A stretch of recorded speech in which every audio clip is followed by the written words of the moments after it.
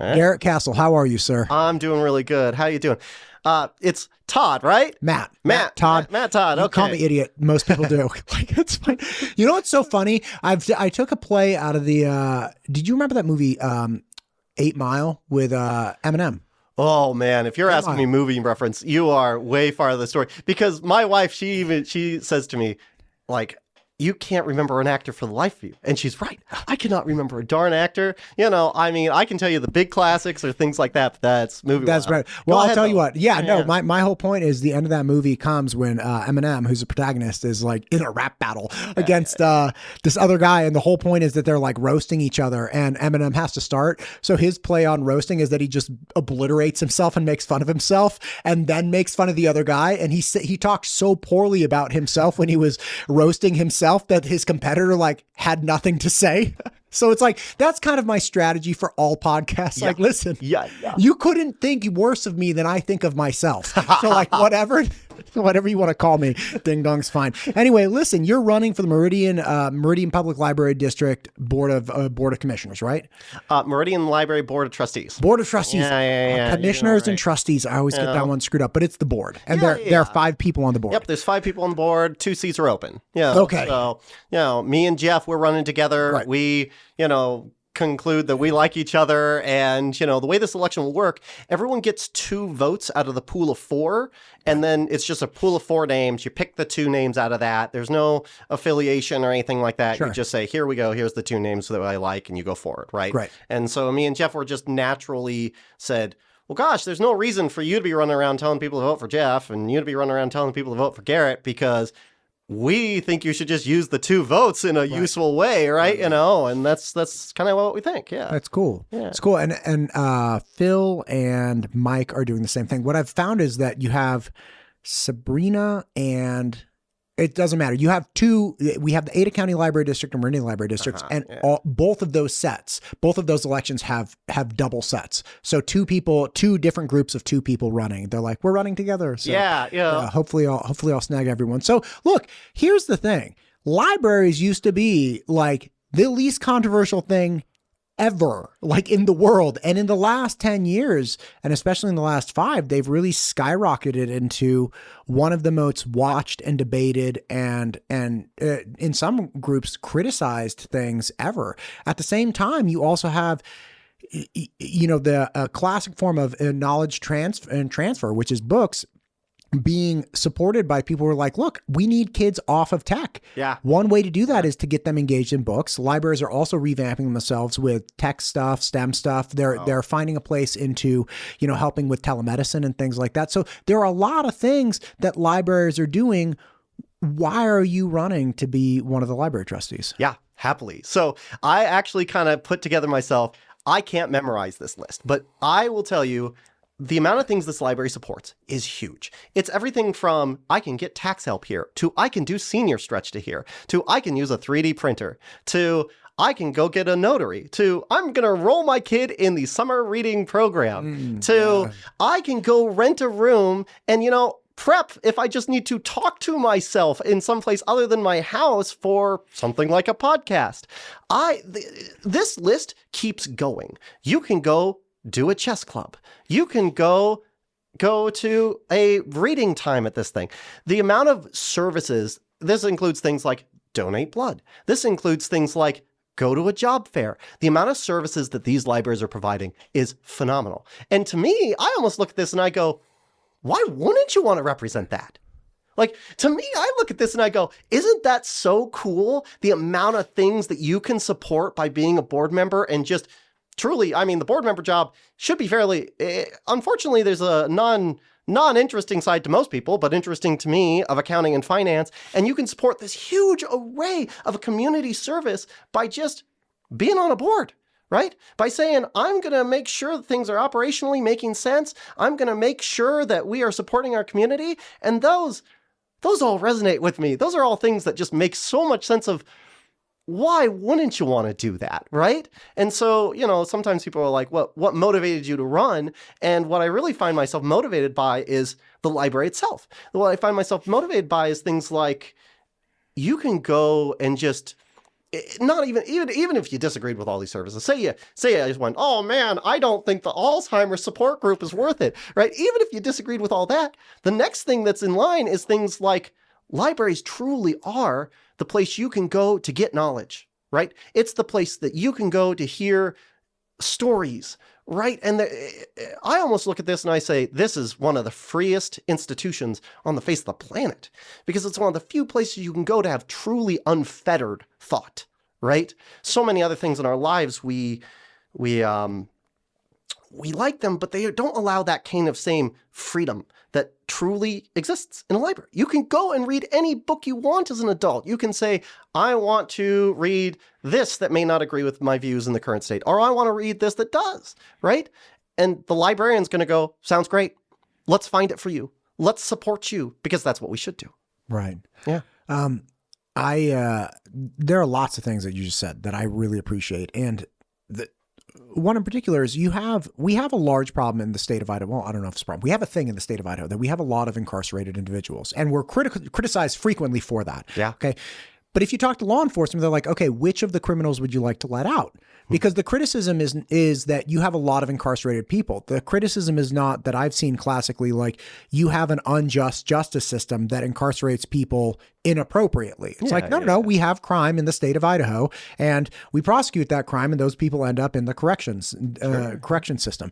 And one of the biggest things is the predictors of incarceration is literacy, right? It's this huge piece, and it's no wonder why, right? Like, everybody understands. Look, if you have no options, first off, like, if you don't know how to read, how are you even going to develop options for yourself, right? And I'm not saying there aren't a lot of skilled, like, I have an uncle that works in the trades. He's had a very successful life. Wonderful guy. He's one of my favorite uncles for sure. Yeah. And he also had this really horrific health issue where he had to get an organ replaced a few years back. And I was trying to write him some emails and chat with him because, we couldn't talk on the phone.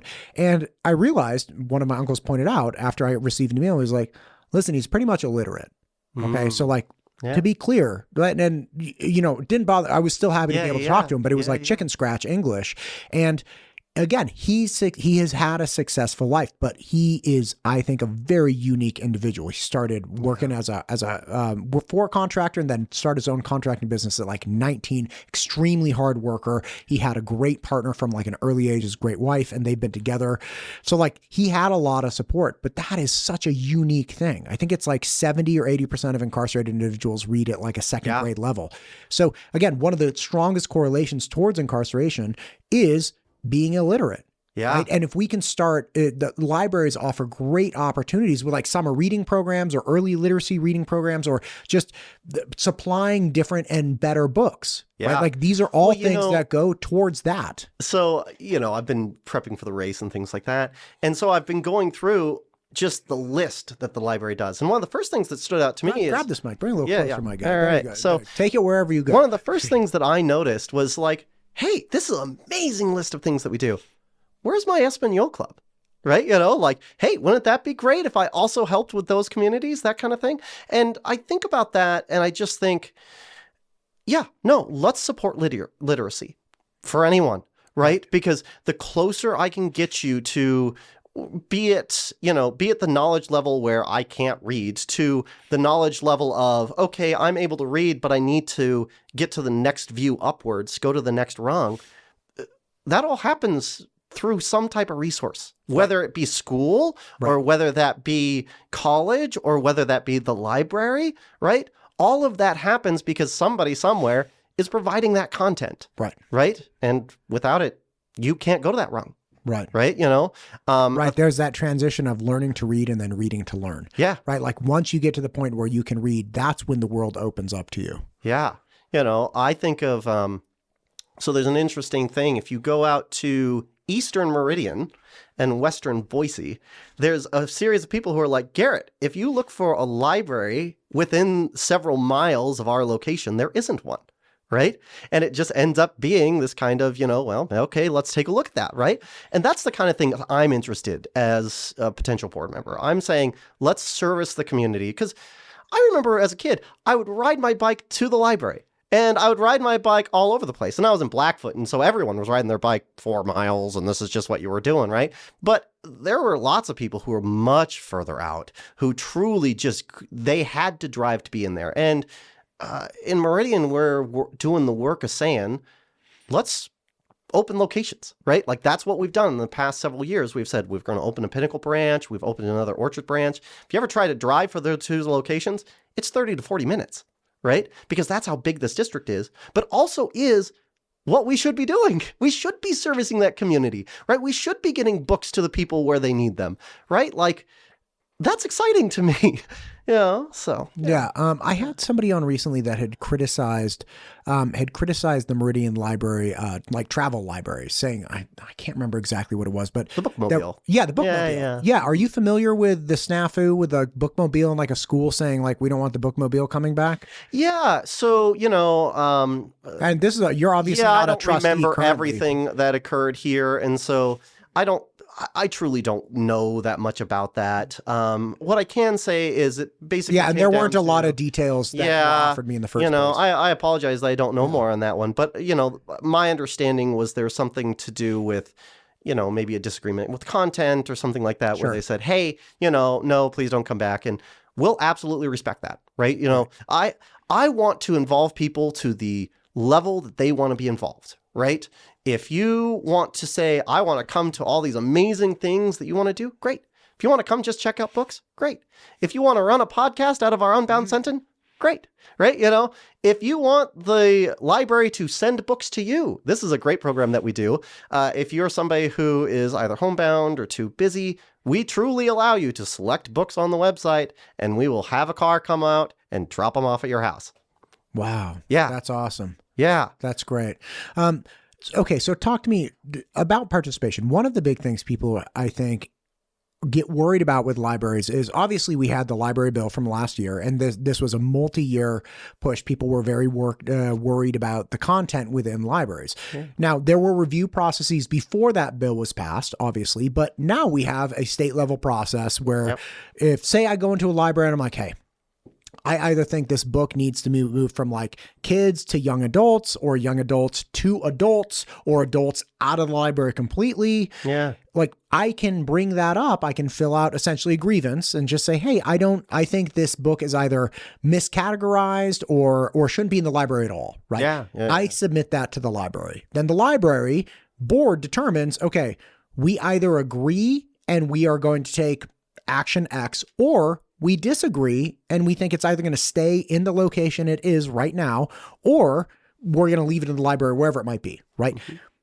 At that point, the person, if I filled out this grievance, I can be like, I feel strongly about this one. And then I can push the grievance to a court system where a judge would review, both people come forward and, say like, okay, this is why I think it should be here. This is why I don't think it should be here, whatever it is. And then the judge decides, okay, well, based on this information, either library board, I agree with you, and patron, I'm sorry, but I don't see it your way. Or they say, actually, library board, poo-poo on you. I actually agree with the patron, and you have to take action X, and there's a $250 fine or something of that nature. Yeah. Right. That exists now. It exists now. That is in place. If anybody is upset about books in or content in the Meridian library system, they can go engage this process today, right now. And I feel like that should theoretically open up a door to the appropriate level of participation control by the patrons. Yeah. And again, my thoughts are irrelevant, but what do you think about that? I agree, right? So to me, I look at this and I oftentimes go, you have what you want, right? Okay, you want to move a book? Cool. Go through the process, right? Right. Now, my own personal opinion is I wish that you would, my own personal opinion is let's talk. Like, I want to meet people. I like reading books that I may disagree with, to be honest, right? Because in my experience, it's also often been fulfilling, right? In my experience, it's been cathartic to read these books to go, oh, first off, either A, I may enjoy that author more than I thought I would, right? Or I may B, go, yeah, that guy's crazy. I really think he's, it solidifies for me my own view, right? And I encourage people to do that, right? I want them to read these books. But, that's not even a requirement out of this system in Meridian. Oh, sure. Yeah. So I can file a grievance You without could reading the truly- book. Yeah. Yeah, which unfortunate, but, it's what you could do. And, okay, cool. You say, I'm going to do this, and you file this grievance, and then it actually goes to the library director, and he'll, Gotcha. review it first before it goes to the board. But all of this aside, let's say you really just feel that the content of the library is somehow wrong. I don't force you to go here. In fact, I still service you, even if you decide to never step foot in a library. So like you would, because you could still deliver books to I'll the person. just deliver to them. Yeah. Or we have a huge ebook selection, Yeah. right? Or we have a huge online learning selection, right? And so there's this strange thing to me that basically goes like this. It goes, I, as a board member, will do my best to have appropriate contents in the locations where it's supposed to be. But it is always possible that you as a family or you as, an individual say to yourself, I don't feel that content is something I want to expose myself to. You don't have to. You could just get online and start checking out the books you want. Now, I'll do my best to facilitate the entirety of the community, right? But I'll never get it perfect. There's no way that I can get to the place where I go, oh, I've made books that this family likes, but this other family perfectly likes as well. It's always going to be divergent, right? And so in that system, the best I can do is have experts, librarians, who do a first pass review of circulation, right? Cool. They make a choice of where that book goes. If you disagree with it, you go through this other process, right? And I think that makes sense. Right? Okay, let's do it, right? There's no reason why we need to get super worried about it because I'm game to service, and that's really where I'm standing in my current state. Yeah. And again, that what you're saying makes sense, which is, hey, service for everyone. And if anybody has a problem with the books, let's have a conversation about it. And that conversation may lead to somebody either agreeing and being like, okay, yeah, the book actually, yeah, I see where you're coming from. Or no, I don't agree. And I would like to take the official course of action. But like there's recourse for everybody involved here. Yeah. Right. I think that one of the things that I remember hearing people get upset about over the last few years is essentially this feeling of helplessness that these institutions had been captured by people that were acting in nefarious manners and they couldn't do anything about it. So, and I'm not saying that the library bill from last year is like the perfect thing, but it is clear. It's like, okay, if I don't like something, I can roll down to like the Eagle Library and be like, hey, and which I use very frequently, like my kids. Okay. Like I read, but I wasn't like my brother was a voracious reader. Well, my oldest son is a monster reader. And he does, he's into sports, he's into music, but he reads like, oh my God, like he flies through books. Yeah. And the number of series that he's found, some of them I've read with him, like these are actually really good books. Like the Fablehaven series. I don't know if you've read that. Yeah, it's a good one. It's a good one. For like 10, 11, 12-year-olds, like, oh, it's on point. Anyway, so I read it. I was like, this is actually a really good book. Like I really like it. But there are like 20 series like that. And they're all like 5, 6 books. So my wife actually started getting books from libraries because we have these bookshelves and they just filled up. It's like with the Bad Guy series and the Dog Man and like all these ridiculous, books. Anyway, the point is that all of this comes to a head when it's like, man, we are checking out books left and right. And that's awesome. And my wife would reserve them. Then we go pick them up and it was super cool. And there was a book drop and we'd go down there. But if I don't like that, if I don't like some book there, I have the capacity to participate. Now, if the community at large, if my library trustees are like, nah, we don't really see it the way you see it. If a judge if I push it to a judge and he's like, nah, I don't really see it the way you see it. It's like, okay, at some point, maybe I'm the problem, right? Now, if the judge is like, hey, no, library, you're wrong. It's like, haha, I wasn't the problem. But like, I have the capacity to participate. And that I know for a lot of people, like, okay, great. They may not even use the library. If they just want to know that if they're funding something, they have the capacity to put input in. Right. And I want that input. Like, I've...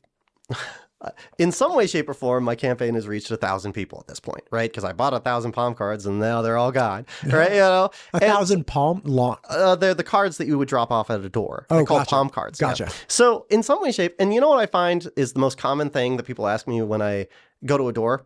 The most common thing they ask me is, are you into book banning? And I say no. And the other person says, great, you have my vote, right? That is 95%. Well, most people don't answer the door, but of the people who do ask questions, that's the question they ask. right? And so a lot of people, they don't even think of this more deep, nuanced world. They're just like, have content, please. Right. Right? That's what they want. They want me to have content. They want me to have things that their kids can read. Like, for example, you can check out 100 books for kids like your voracious reader. Oh, yeah. Because guess what? You kind of do need that many, right? You know, you find yourself, you'll go to the library and you'll come back with this giant bag, and that's a whole bunch of families out there because there's some kids that just, this is what they're going to do, right? And I think that's great. Growing up, I was not a fast reader, right? I was the guy who, my gosh, it took me forever to get through Harry Potter, right? You know, but I get it, and they kind of figured it out. But you know what I was good at? I'm really good at math, right? Because if you read every single point on a sentence, guess what that makes you really good at? Math. You know, so yeah. Listen, Yeah. I agree. I've sped up since then, I hope. You know, so I came to a point where I really just realized that like English and math were the same. Yep. And it's kind of like a merging of different, it's just all ideas, Yeah. you know, and it's all just kind of maneuvering and going, you know, yeah, it's very interesting. So with that in place, here's a question for you. When people are like, hey, are you into, like, the catchphrase book banning just seems so disingenuous at this point. Because it's like, okay, does anybody think that the Meridian Public Library system should have like a robust pornography section? No. It's like, nobody thinks that. It's like, okay, what if it's a hardbound book that's the history of Larry Flint and Hustler magazine? It's like, nah, probably not that either. Okay, great. So we're not banning, like, I think there's room to say, hey, man, like, take out the word book banning, that we should have an appropriate collection of books that, you know, our libraries merit. Like, that's, Yeah. I mean, it's such a funny thing that's the catchphrase. And it's like, do you believe in book banning? No. Do you think we should have pornography? Like No. real pornography, like Hustler? No. It's like, okay, you know, Yeah, and so so, but it's still the number one question people ask. Yeah. And it's like, okay, but if you ask all those people, should anything bound between two hard covers with paper in the middle be allowed in the library? They're like, no. And it's like, okay, well, so I just feel like we need to get past that and have reasonable discussions about what the community collectively wants in the libraries. Yeah. You know, and I agree. You know, I think that at the end of the day, you know, I think the best way to know what the community thinks is to be out in the community. That's what I think. I think if you want to know how people are feeling, knock a door, right? Ask your neighbor, figure out if that's the same thing. And you'll figure out what I figured out, which is, well, number one thing people ask me.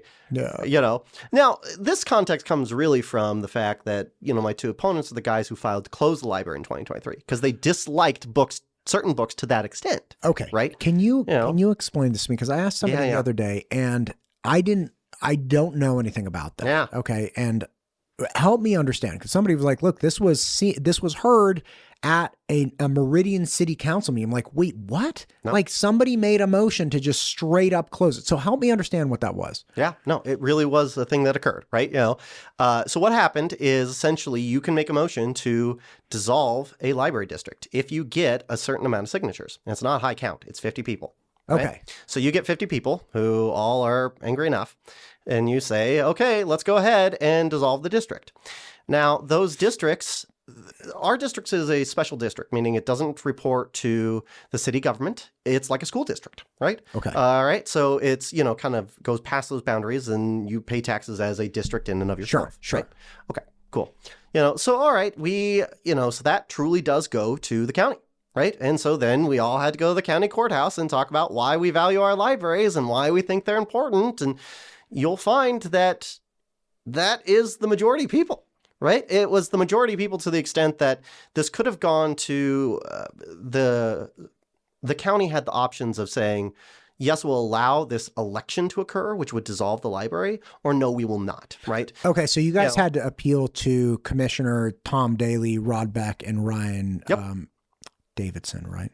Yeah, Davidson, I can't remember the names all together. I always screw up Davidson or Anderson. You'd know that as well. No, Commissioner Ryan. All three good guys. Like I've interviewed all of them, some of them multiple times. Like I really enjoy them. So you guys essentially this petition got signed with at least 50 signatures, and there was a motion that was heard before the county, and then the county commissioners took testimony and then made a determination of, okay, we're going to move forward with this specialty election to eliminate the library district, or we are not, because the cases are not compelling.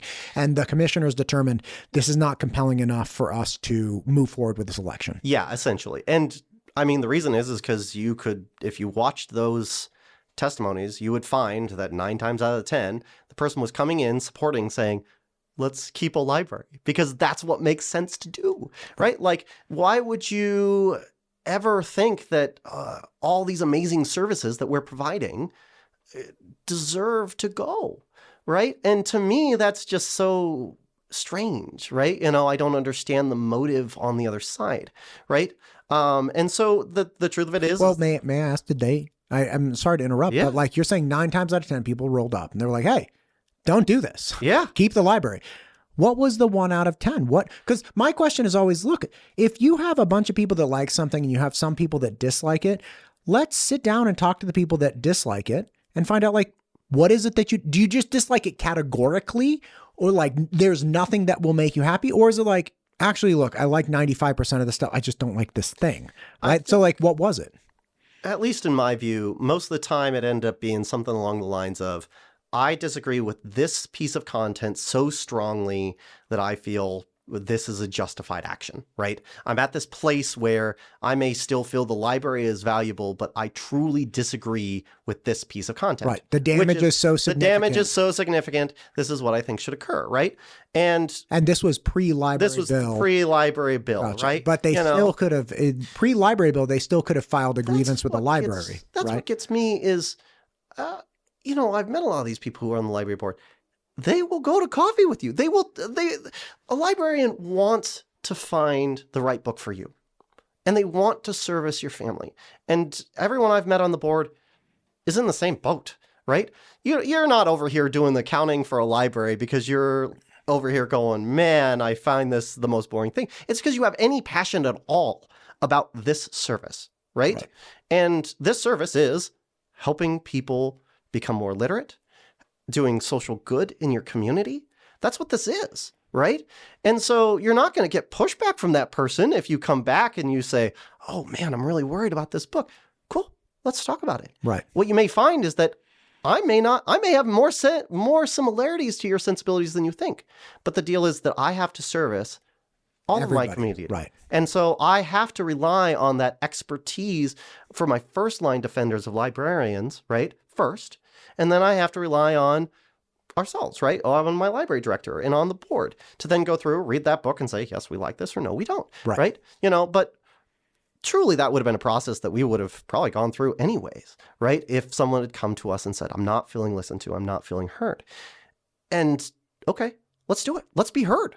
Right? We don't have to act in a place where people go and say, I can't get anyone to hear me. I'm game to have coffee. I'm game to talk to you, right? I do make one restriction, which is let's both read the book, right? Because us as adults can definitely just do it, right? But okay, let's do it. Right.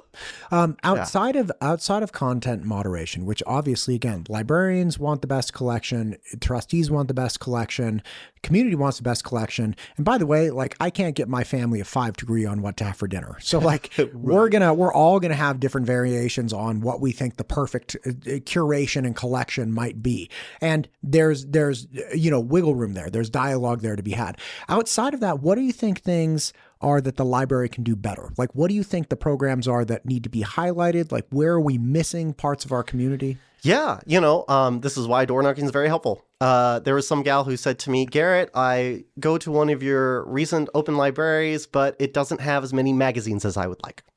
And I said, that's great feedback. Have you said that to a librarian? And the person goes, no. And I said, you should.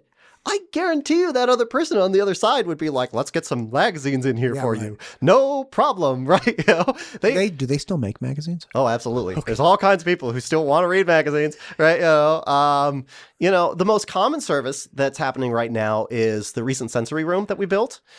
If you watch bookings throughout time, it's for room reservations, it's about $400 a month, and then it shoots up to $600 because of how many people are using that sensory room that has been built. What is a sensory room? Like a sensory sensory room is a room where you can go and take your kid and you can basically have your kid explore with physical objects, right?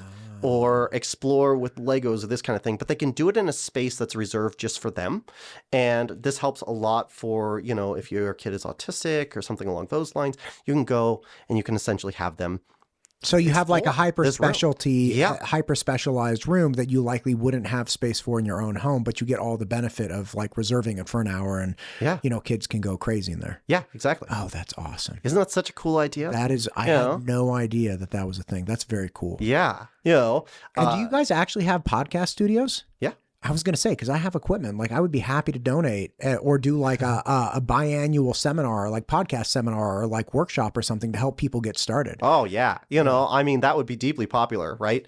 I would say start with going to a librarian, right? And you're not the first person to talk to me about this. Another gal said, Garrett, I want to talk about migraine awareness. And I said, we love it. Let's do it. Yeah. Let's start the process of doing that. Because, this is a community resource. I don't have a real reason to be like, let's not support the community. Right. Right. Another person came up to me and they said, Garrett, could I do a financial literacy class? And, for kids. And I said, love it. Talk to a librarian. Let's get started. Right. Right. Right. I want this to be a service that isn't just for come, but is also for give. Right. Like that makes so much sense to me. And that is one of the things that I am proud of on our library is when you read just the list of events that we support, it's because somebody out there said, I want to give, right? I think there's a business mentorship class that you can go to because people want to do it. We have a free legal advice that you can do every single month because somebody out there says, I want to give, right? Let's keep doing that, right? Like that's a strength, I think, of this library that I sometimes think isn't as highlighted as it should be. And let's do it. Yeah, that community, as funny as it is, people helping people. Yeah. That, you need a place for that, right? Like, look, I'm never inviting 20 people over to my house ever to talk about like especially strangers to like, hey, this is how I got my podcast going, or like, this is what I focus on, or these are the mistakes I've made. I'll never do that at my house. Like never. Yeah. But I would 1,000% do it at a library where I could support the community with an accumulated knowledge base that very few people have in this area and spread that out to people and help them get the benefit of it. So people either realize like, oh, like this sounds really awesome. I want to do this. Or, oh my God, I had no idea it was this much work. Like, no way I'm going after that. Right. It's you got to figure out one really fast. And again, you have a community hub where people like me are like, there's no way I'm going to do this in the absence of a neutral location that's clean, that's supported, that also has the attention of a lot of people. Because obviously the worst thing to do is be like, okay, I'm going to do this seminar and like nobody shows up. Yeah. Right. Because it's like, well, you're doing it in the back of a Jimmy John's. Nothing against Jimmy John's. But the point is like, you want to have a hub for the community where the community can lean on each other and the community can offer each other unique things, even outside of books. Like you're saying, migraines, financial assistance, legal advice, all of those things. I was a tutor in my previous life and just did SAT and ACT prep. And I would go to people's houses. For a long time, I was just doing in-home stuff. And some parents would say, hey, like I'm actually not home or we actually live far away. Can you guys meet at the library? And man, we did the Danville Library had all these great tables lined up.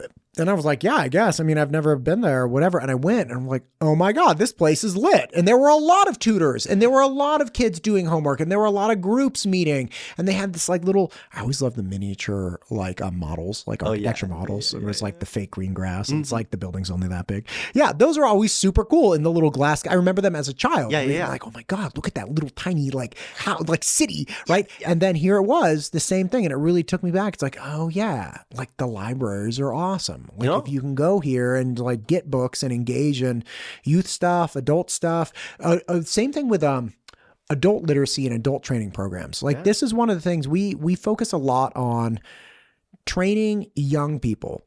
And then we criticize adults for not having enough to offer. Now, fine, like adults can be criticized. We're adults, right? Like 100%. But it's also great to have somewhere where adults have an opportunity to better themselves, right? Because if we had adults self-electing to improve themselves and having appropriate resources to achieve that end, that's great for everyone. Like if everybody gets better, then everybody wins. I have such a story about this. So I'll do, at my work, I'll do interviews, right?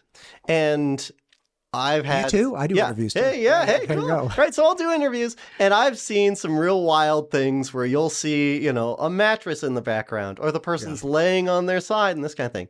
You can just go to the library and reserve a room, and it will look deeply professional. Deeply professional. You'll look deeply professional, That's right? awesome. That's the truth of it. You can just go, and you can talk as loud as you need to, and no problem. The other person will meet with you, and it provides that other space, right? Because look, we all experienced COVID. We all found out how everyone's house, has some pluses and some minuses to this, right? And so having that other place, is good, is worth it, right? And it's right there. Right. Yeah. I was helping this one girl a couple years back for the LSAT, the LSAT, and really enjoyed her. And we were going to the it was a library, it was like the Dublin Library or something, or Pleasanton Library. And they had this quiet room, which was wild. And like we would go in there and nobody was there. And then I think it was like one time somebody had reserved it, and they had like a whole startup team that was in there trying to like hash through ideas. And they had these whiteboards. And I remember looking at it because it was, window walls essentially.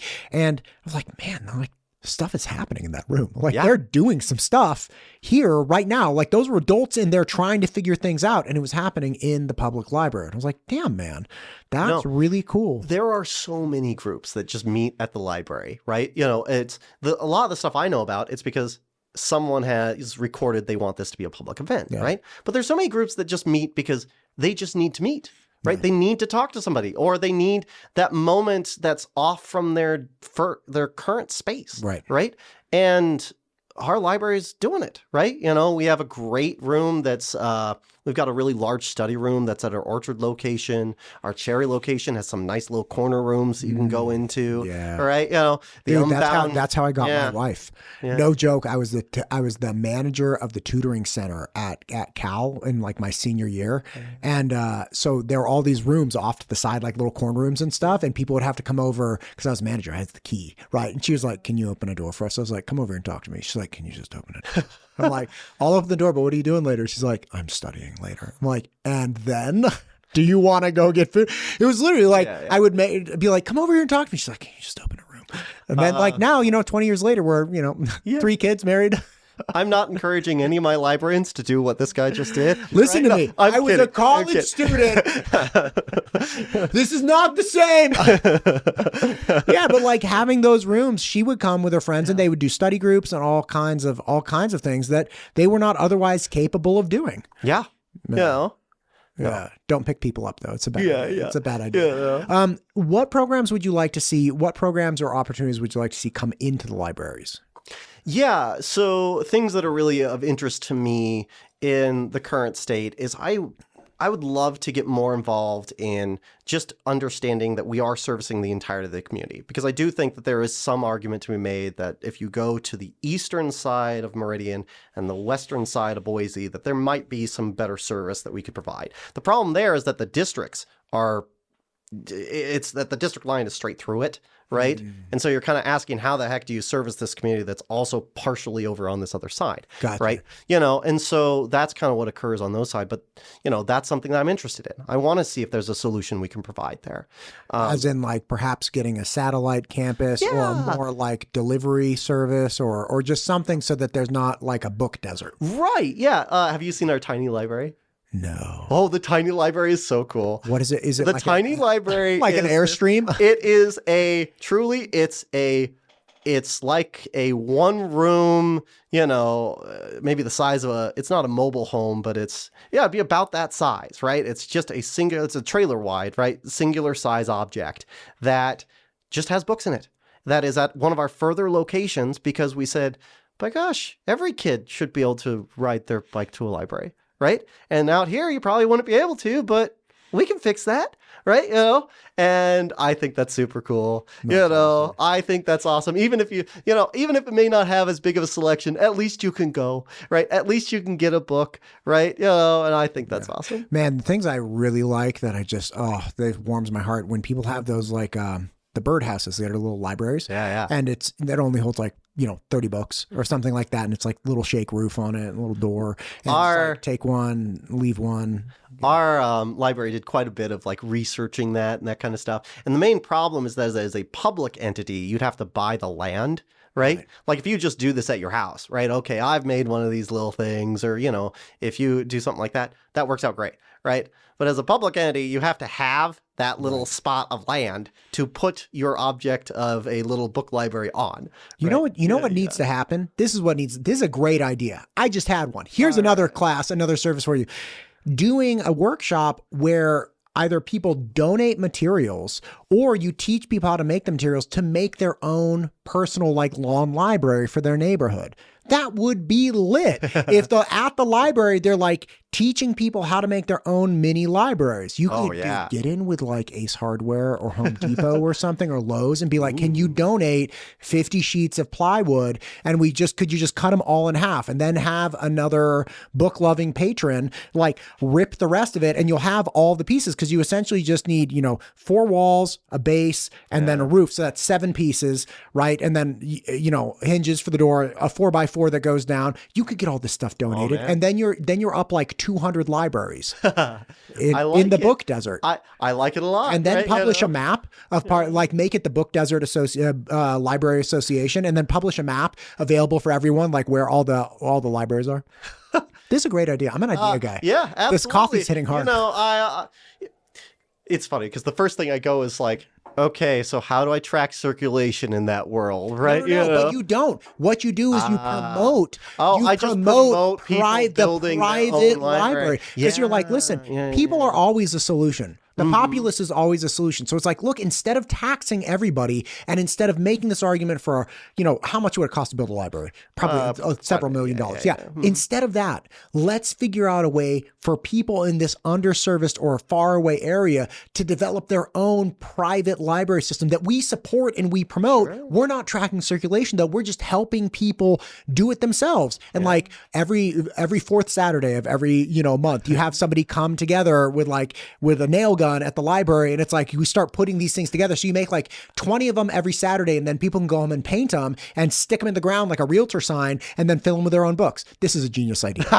This is a genius idea. Come on, man. Come on. We just cut all the red tape. Oh yeah, let me tell you. Let me tell you. Yeah. No, I like it, and you know what? It's funny.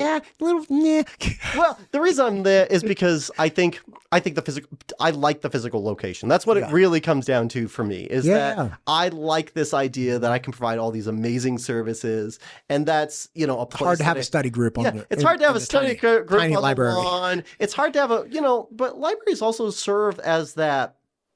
It serves as that place that you can go when maybe not everything is good. Garrett, you are dying to get away from this microphone. You're like 2 feet I away. Apologize. You're like 2 feet away. I apologize. Yeah. I agree. You have to have an other space. Yeah. Look, not all the time do you always want to be at your house. Right. Just to be very clear, right? There are times when I say, in fact, during my campaign, I said, gosh, I need to just write down stuff, right? And so I reserved a room at the library, right? And so I do think that there's still real value in the physical locations, right? And I think that our librarians are doing a lot of good work making those be the best they can be. Right. Not that building a lot more tiny libraries wouldn't be super awesome, or building a lot of, these. I think that's a super cool idea. You crapped all over my genius idea. I'm sorry. Went right out of my sails. Oh man. Hey, you can host any event you want at the library. I'll have no problem with it. So I'm just trying to get a little support to get Lowe's to donate a bunch of plywood. I'm just trying to make some kids' dreams come alive here with some libraries. You heard it first. Lowe's and Home Depot. We're looking for wood, right? Here we go. Come on. That would be awesome. It would be if cool. If the book desert area, all of a sudden like 30 little libraries popped up, and there was like a library map and things like that. You know why I think might be the other reason why I shy away from this? The one class that I was real bad at was woodworking. Okay. Just so you know. Then you need to come to the library Maybe for my master I need class. to learn, right? My amateur woodworking master class. yeah. I'm like, this is how, listen, I'm going to teach you how to not cut your finger off. We're not going to make anything great, but you're not going to cut your fingers off. Man, it was so funny. They used to say during like it was probably in high school when I did this. They were like, make sure to lock your locker because someone might take your parts. No one wanted to take my parts. They were so I bad. couldn't get the janitor to pick them up. Yeah. I found woodworking once. There's a tool that's kind of like a cheat tool. It's called a Craig jig. Essentially what it allows you to do is put two pieces of wood together like this. And then it's a pocket hole jig, and these exist, but the Craig jig mechanism was just very popularized and very easy to use. So I found this thing because somebody at jiu-jitsu was like, oh, you should get a Craig jig. And I was like, what's a Craig jig? And literally, like, you could start assembling tables like they were Legos. So literally you just draw out your cuts, you make your cuts and then punch these holes and then screw them right in. And you're like, oh my God, it's all coming together. So you don't have to do fancy joinery. It is not quality like Japanese joinery. It's like ridiculous panhead screws. But the point is, it was something that opened up woodworking to me. And once I was able to make cool stuff, then I ventured into like, well, how do I do this like for real with like the real joinery? Like, how do you do dovetails and how do you do biscuits and how do you do, domino joints and things like, never mind. I'm probably boring. Yeah, you're okay. No, you know what? And it probably would have been a better experience for me if we'd started with something like that. Cause they were in the world of like,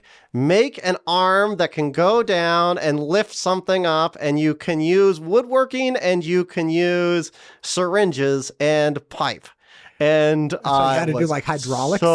So out of my depth. So out of my depth. You got to understand the physical world, man. I you got to get your hands dirty. You know what? When it comes to like the physical world and that kind of stuff, for me, I truly am like, let's go for a run. Let's go for a walk. Let's do that kind of stuff. That's where I find that. Yeah. Dude, I'm so old. I started running again like a month ago and I got tendonitis in my ankles. I couldn't even run. I was like, oh my God, this hurts so bad. It wasn't even hurting like my lungs or my legs. It was literally like my ankles hurt, and it turned out to be like tendonitis. So I had to start rowing on the rowing machine. I was like, I'm such a loser. The why is a game changer.